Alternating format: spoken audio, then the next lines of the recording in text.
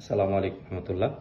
আজকে যে আমলটা নিয়ে কথা বলবো, যে আসলে আল্লাহ সুবহানাহু ওয়া তাআলা আমাদেরকে আহ, আমল দিয়েছেন, হচ্ছে গিয়ে এই আমলের দ্বারা আমরা কিভাবে দুনিয়া এবং আখেরাতে কামিয়াব হতে পারি। তো দুনিয়া উপার্জন করার জন্য, হালাল উপায়ে রিজিক উপার্জন করার জন্য যাতে আল্লাহ সুবহানাহু ওয়া তাআলা আমাদেরকে অসংখ্য আমল দিয়েছেন, তো এর মধ্যে একটা চমৎকার আমল আমি বলবো, খুবই সহজ। এই আমলটা করলে আসলে দুনিয়া অপদস্থ হয়ে তার কাছে আসবে।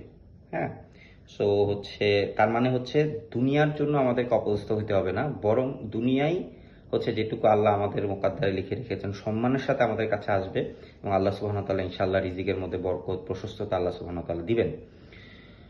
তো এই জন্য আমার এই আমলটা খুবই সহজ। এটা ফজরের সুন্নতের পরে ফরজের আগে যে মাঝখানের যে সময়টা থাকে, তখন আমরা 100বার এই তাসবিহ পড়ব, সুবহানাল্লাহি ওয়া বিহামদিহি সুবহানাল্লাহিল আযীমি ওয়া বিহামদিহি আস্তাগফিরুল্লাহ। আমি আবার বলতেছি, সুবহানাল্লাহি ওয়া বিহামদিহি সুবহানাল্লাহিল আযীমি ওয়া বিহামদিহি আস্তাগফিরুল্লাহ।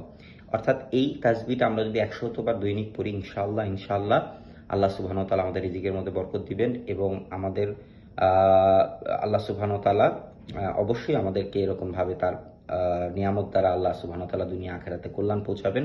এবং সবচেয়ে বড় জিনিস দুনিয়া অপদস্থ হয়ে আমাদের কাছে আসবে ইনশাআল্লাহ। তো নিয়মিত আমরা এই আমলটা করব। আল্লাহ সুবহানাহু ওয়া তাআলা আমাদের সবাইকে বেশি বেশি আমল করার তৌফিক দান করুন। আসসালামু আলাইকুম রহমতুল্লাহ।